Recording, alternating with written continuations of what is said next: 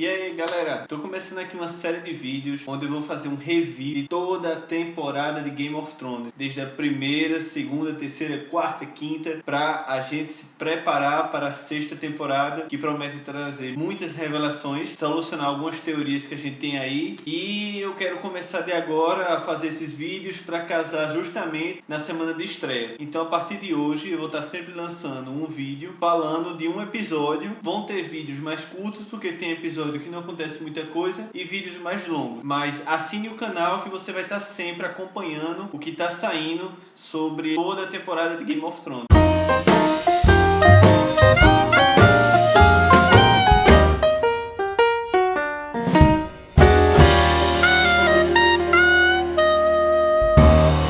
Então galera, ontem eu assisti o primeiro episódio da primeira temporada. O nome do episódio é Winter is Coming. É um episódio muito nostálgico e eu gostei muito de ver. Fazia tempo que eu não assistia Game of Thrones e foi bem legal. Eu fiz algumas anotações e vou falar de cada uma delas agora. Esse primeiro episódio é bem parecido com o que o livro é. Assim, me lembrou bem mesmo que eu lembro do livro. E ele começa com aqueles 3 patrulheiros que eu não lembro o nome deles no livro. Também tem aquela cena, é bem parecida.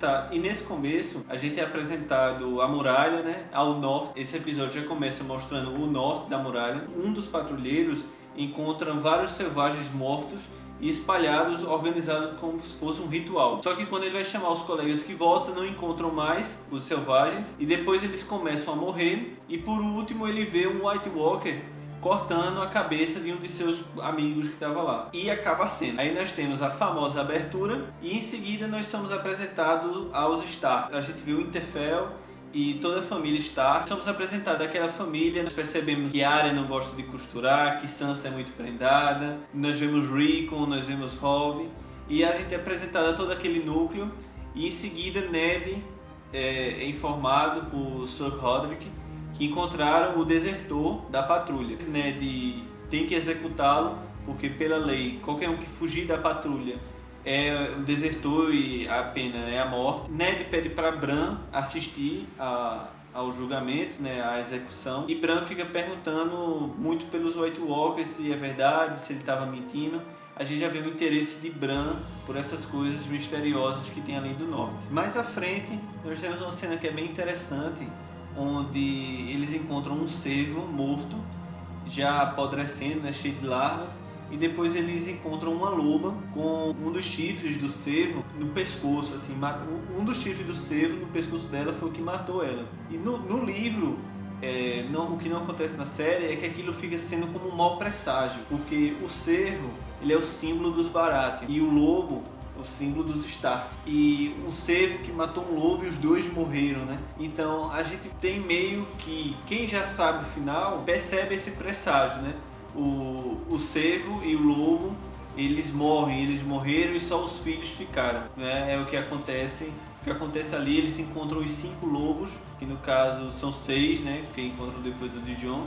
Encontram os 6 lobinhos, que são os filhos da loba, e eles pegam eles para os Starks criar. É bem interessante aquela cena porque há uma ligação entre os lobos e os Starks, e é engraçado como o Jon Snow mesmo fala, que há um lobo para cada filho Stark. Então eles ganham os lobos, há 2 lobas e 4 lobos. Cortando essa cena, a gente viaja para King's Landing, e onde assistimos o enterro de Jon Arryn. Esse personagem que é importante para a rebelião de Robert, que não é abordada nesses livros, já começa morto. Ele foi morto, aparentemente uma febre, e nós vemos Cersei e Jaime conversando sobre o que ele sabia, o que poderia ele saber. A gente fica meio que suspeitando que eles têm a ver com a morte dele. No futuro a gente vai saber outras coisas aí sobre a verdadeira causa da morte de Jon Arryn. Em seguida, nós temos Ned conversando com Catelyn no represeiro, né, que é na Floresta Sagrada que tem o Winterfell, e Catelyn mostra a carta informando que Jon Arryn morreu e que o rei cavalga para o Winterfell. Para ele estar cavalgando tão longe, com certeza seria para convocar Ned para servir como mão do rei. Se eu não me engano, nos livros, Catelyn ela é mais favorável a essa ideia. Ela acha que Ned deveria servir.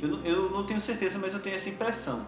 Se vocês que conhecem mais dos livros, se souberem, comentem aí embaixo se eu estou certo ou não sobre isso. Mas eu tenho a impressão que Catelyn ela é mais favorável a essa ideia de Ned ir servir a Robert. Já Ned segura, ele queria ficar em Winterfell. Logo depois nós temos a chegada do rei a Winterfell. É um momento bem legal porque vários personagens são apresentados. Nós vemos o Cão de Caça, nós vemos Jaime, Joffrey, o Winnie Payne.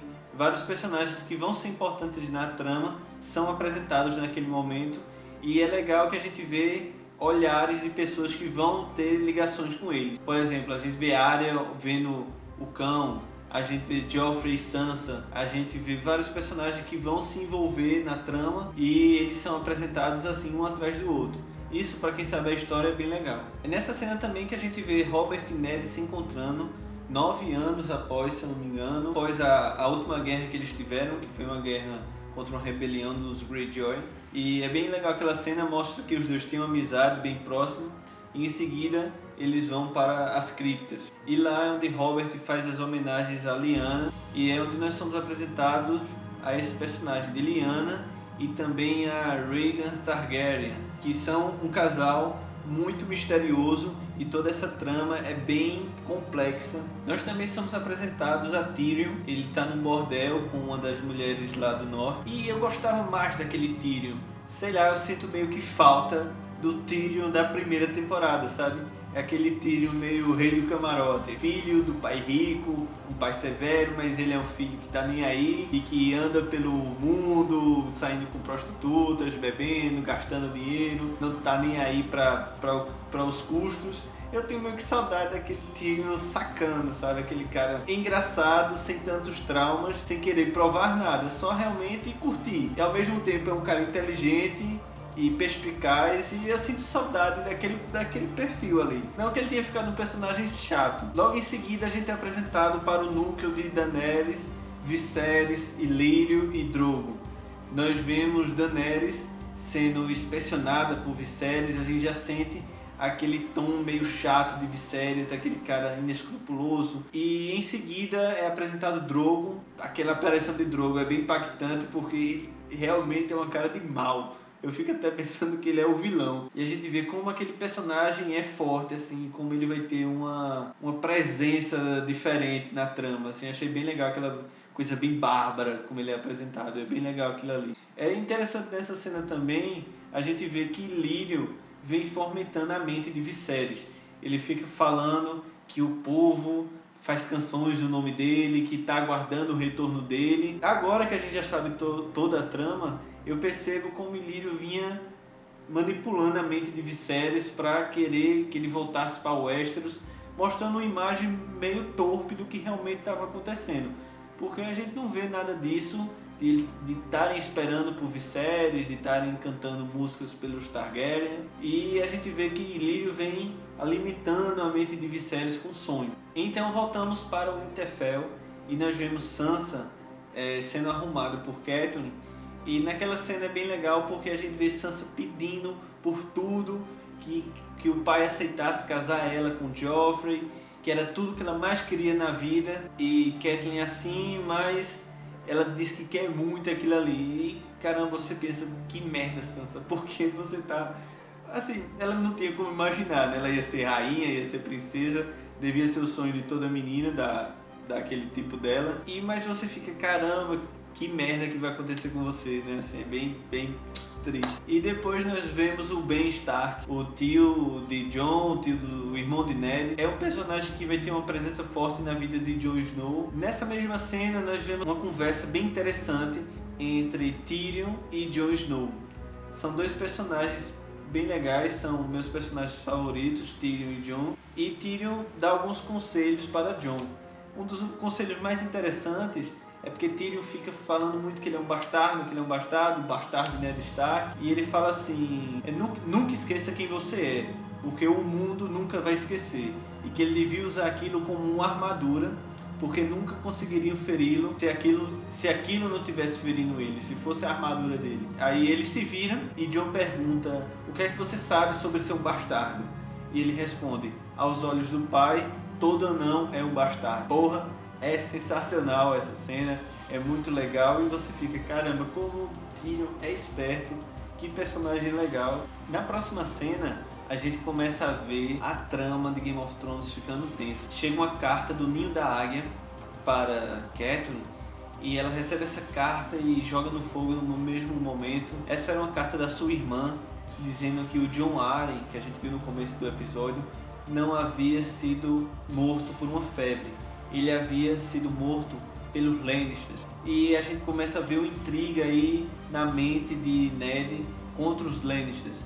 E como se houvesse uma conspiração deles para derrubar o reino, para matar o rei.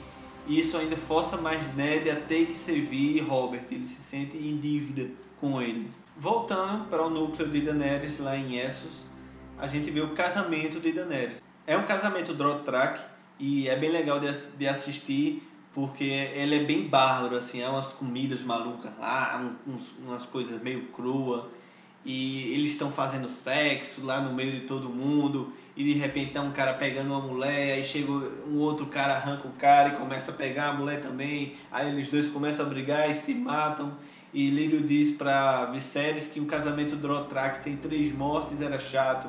Assim, caramba, esses caras são malucos. Nós também temos um personagem bem interessante que é apresentado, que é Jorah Mormont, e ele chega com presentes para Daenerys. É um personagem que todos sabem que vai ter uma grande importância na vida dela. E por último, ela recebe um presente de Ilírio e ele dá 3 ovos de dragões para ela. Nós vemos Daenerys recebendo a prata, que é uma égua que Drogo dá para ela. E é legal dessa cena porque Drogo pega Daenerys como quem pega uma boneca, pô.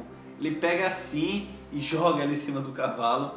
Aquilo ali foi muito bem feito, eu achei bem legal. E em seguida nós vemos, ficam só os dois, né? E ele vai tirando a roupa dela aos poucos, ela falando não, pra não chorar. Ela não sabe se ele só sabe falar não. Mas no final ele realmente estupra ela, uma consequência do casamento, mas não deixa de ser um estupro porque foi contra a vontade dela. Então nós chegamos ao fim do episódio, quando nós assistimos a queda de Bran.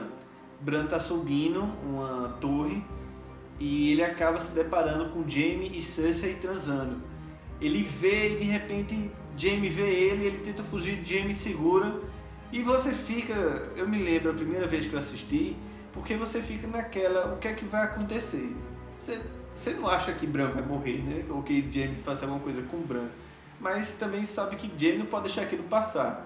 Aí a cena fica em silêncio, Jaime solta ele e só diz as coisas que faço por amor. E joga Bran da torre. Oh, acabou o episódio. É bem Game of Thrones mesmo. É uma coisa que eu sempre falo de Game of Thrones. Game of Thrones acontece o que você não espera. Eu acho que isso é o diferencial do Game of Thrones, começou a mostrar até no primeiro episódio. Cuidado, o seu personagem favorito pode morrer sim. E é uma pena dizer isso, mas pode e vai morrer sim. Mas chegamos ao final do primeiro episódio. Então, para não perder nada, assine, curte e compartilhe esse vídeo para incentivar. Valeu, gente!